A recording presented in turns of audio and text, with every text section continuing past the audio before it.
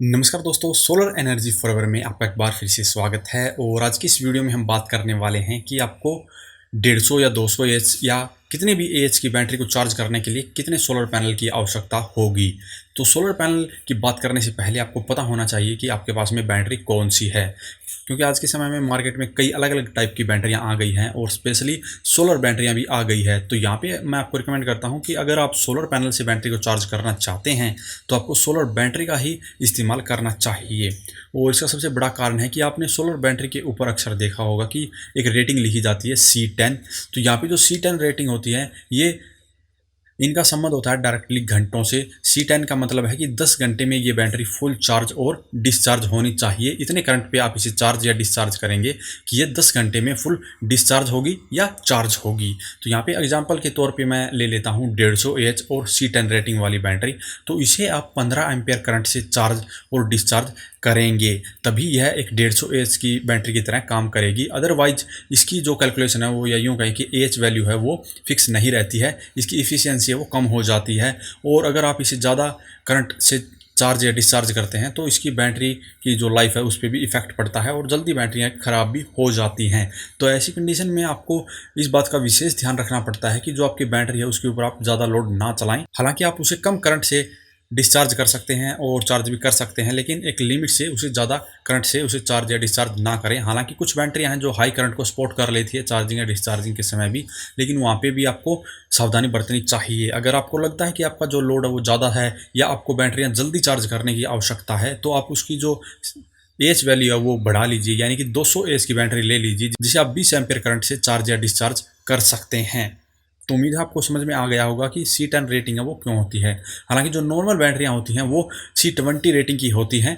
तो वहाँ पे उनका जो चार्जिंग करंट होता है वो 7.5 एम्पियर के करीब होता है एक 150 एच की बैटरी का। तो वहाँ पे इसीलिए होता है क्योंकि आपको चार्जिंग के लिए सिर्फ एक इन्वर्टर ही मिलता है और आपको सिर्फ ग्रिड से ही उसे चार्ज करना पड़ता है। लेकिन सोलर बैटरियों में ऐसा नहीं है। सोलर बैटरी में आपके पास दो ऑप्शन होते हैं, उसे आप ग्रिड से भी चार्ज कर सकते हैं और उसे सोलर पैनल से भी चार्ज कर सकते हैं। तो इसीलिए उनकी जो रेटिंग है वो ज़्यादा होती है और वो ज़्यादा करंट को सपोर्ट करती है। तो यहाँ पे अब बात करते हैं सोलर पैनल की। तो यहाँ पे मैंने एग्जांपल के तौर पे एक 150 एच की बैटरी को मान लिया है जिसे हमें 15 एम्पियर करंट से चार्ज या डिस्चार्ज करने की आवश्यकता होती है। तो आपको ऐसे सोलर पैनल की आवश्यकता होगी जो कि आपको 15 एम्पियर और जितनी उसको वोल्ट की ज़रूरत है, यानी कि 14 से 14.5 वोल्ट उसे ज़रूरत पड़ती है और जो करंट है वो भी इतना ही उसे ज़रूरत पड़ता है। तो इतनी रेटिंग का आपको सोलर पैनल चाहिए। तो यहाँ पे अगर मोटा मोटी माने तो 180 वोल्ट का जो एक सोलर पैनल होता है उससे आपको 20 से 22 वोल्ट की सप्लाई मिल जाती है और 9 एम्पियर के करीब आपको करंट मिल जाता है। तो यहाँ पे अगर बात करें PWM सोलर चार्ज कंट्रोलर की, तो आप दो 180 वोल्ट के पैनल अगर इस्तेमाल करते हैं तो आप 150 एच की बैटरी को बिल्कुल आराम से दिन के टाइम में ही चार्ज कर पाएंगे सोलर पैनल की मदद से।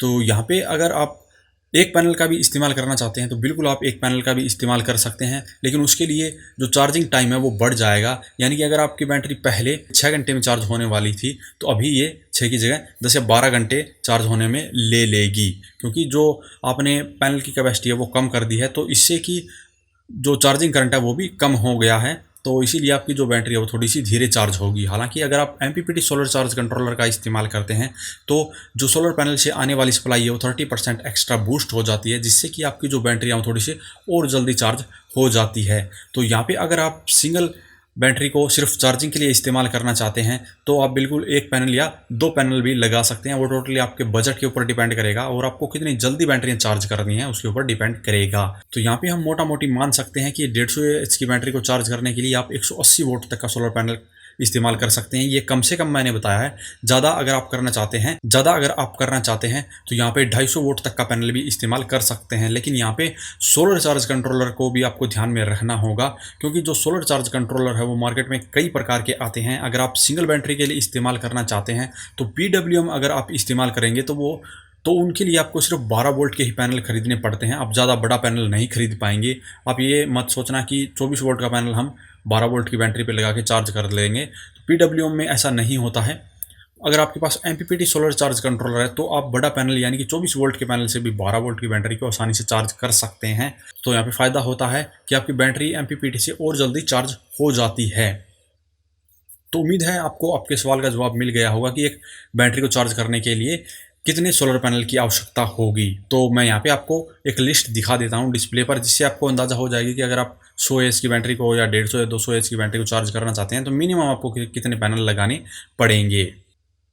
तो उम्मीद है वीडियो आपको पसंद आया होगा। वीडियो अगर आपको पसंद आया तो वीडियो को लाइक करें, शेयर करें, साथ ही हमारे चैनल को सब्सक्राइब करें। सब्सक्राइब करने के साथ साथ बेल आइकन को जरूर दबाएं ताकि इसी प्रकार की वीडियो आपको समय समय पर मिलती रहे। धन्यवाद।